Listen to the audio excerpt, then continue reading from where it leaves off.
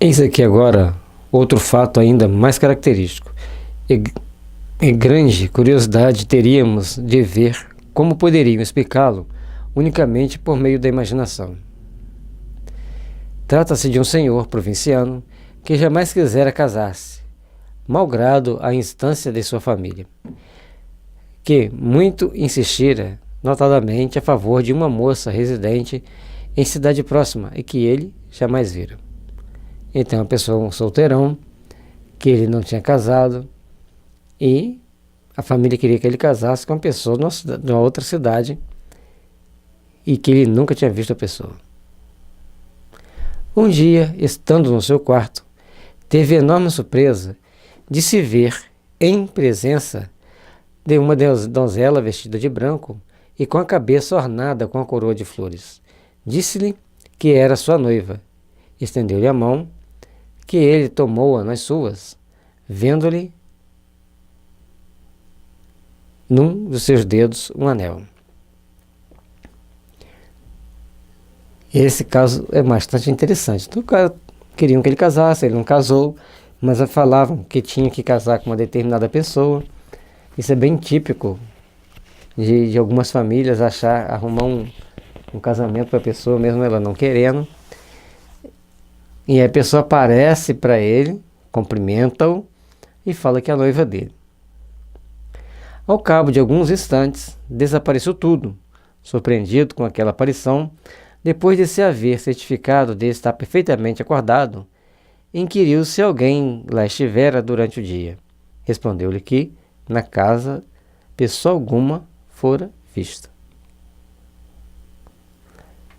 Mais um fato.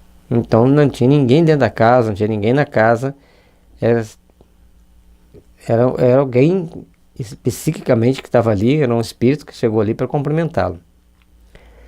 Decorrido um ano, cedendo a novas solicitações de uma parenta, resolveu-se a ir ver a moça que lhe propunham.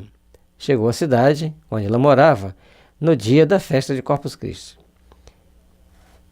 Foi até que tanto insistirem esses casamento arranjado que normalmente, até hoje existe, as pessoas apresentam um amigo, apresentam um parente para o outro e acaba dando certo, acaba aquilo ali se tornando um casamento.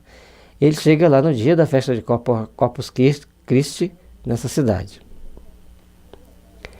Voltaram todos da procissão e uma das primeiras pessoas que lhe surgiram ante os olhos, ao entrar ele na casa onde ia, foi uma moça que lhe não custou reconhecer como a mesma que lhe aparecera. Então, a pessoa chega vai na casa, onde ele teria que ir para conhecer a moça, chega a moça, realmente a que apareceu para ele. Trajava tal qual a aparição, porquanto esta se verificara também num dia de Corpus Christi. Ficou atônito, e a mocinha, por seu lado, soltou um grito e sentiu-se mal. Voltando a si, disse já ter visto aquele senhor um ano antes, um dia igual ao em que estavam. Então, a moça também tinha visto, porque no dia que ele teve essa aparição, era um dia de Corpus Christi. E agora, como que vão dizer que é imaginação? Porque ele teve a visão, não comentou com ninguém, simplesmente se viu ali naquela situação, e no dia que ele cede para ir ver a moça fala que tinha visto ele no dia de Corpus Christi. Realizou-se o casamento, isso ocorreu em 1835, época em que ainda se não cogitava de espíritos, acrescentando que ambos os protagonistas do episódio são extremamente positivistas e possuidores da imaginação menos exaltada que há no mundo. Então essas duas pessoas tornam-se conhecer. Kardec conhece as pessoas, conversa com elas não são exaltadas, elas não têm a imaginação, ficam imaginando coisas, são pessoas centradas, ponderadas, e ali relatar o fato. Dirão talvez que ambos tinham o espírito despertado pela ideia da união proposta, e que essa preocupação determinou uma alucinação. Importa, porém, não esquecer que o marido se conservara tão indiferente a isso que deixou passar 1 ano sem ir ver a sua pretendente, a sua pretendida. Então, a pessoa está ali, diante de uma situação, diante de um fato, que não tem como você falar, não tem jeito, não é assim, não é dessa forma. Porque os fatos aconteceram com 2 pessoas diferentes. As duas viram, cada um a si mesmo, né? Ao outro, ao pretendente, ao pretendido, e que se reconhecem depois. Aí já não é mais imaginação, já é uma percepção psíquica, já é evidência, aí já entra para o campo que é aquilo que a doutrina espírita estuda, aquilo que a doutrina espírita se propõe a estudar. É interessante que não fala que eles continuaram vendo o espírito, viram naquele momento. Então a possibilidade de ver o espírito não é a todo momento, não é quando a gente quer. É no momento que nos é permitido, é no momento que nos é possível. E cada um tem a sua frequência de ver, exceto algumas pessoas que têm uma evidência ostensiva, mas são poucos os casos.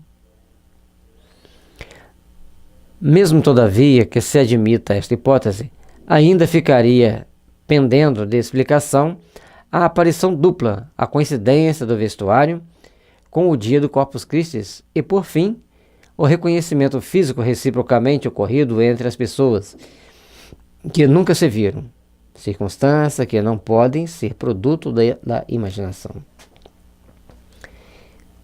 Tá aí outro fator. Primeira situação, a aparição é dupla, ou seja, ele vê a moça, mas a moça também vê ele. E portanto que na hora que eles vão conversar, a menina, que eles vão se encontrar, a menina passa até mal, porque ela viu e lembrava do fato ocorrido ipsos fatos. Então a questão da imaginação, logicamente que existem casos da imaginação, que a gente imagina coisas, mas o fato de estar imaginando, por que nós estamos imaginando aquela situação? Por que do nada a gente está pensando sobre um determinado assunto? Por que a gente foi pensar naquele assunto naquele momento? Então, um conjunto de fatores, um conjunto de fatos que aparece na nossa vida, que sai do nosso controle, e por sair do nosso controle, a gente tem que procurar se esclarecer, procurar se informar, porque é nessa informação que a gente vai ter os dados necessários para a gente fazer a avaliação dos fatos.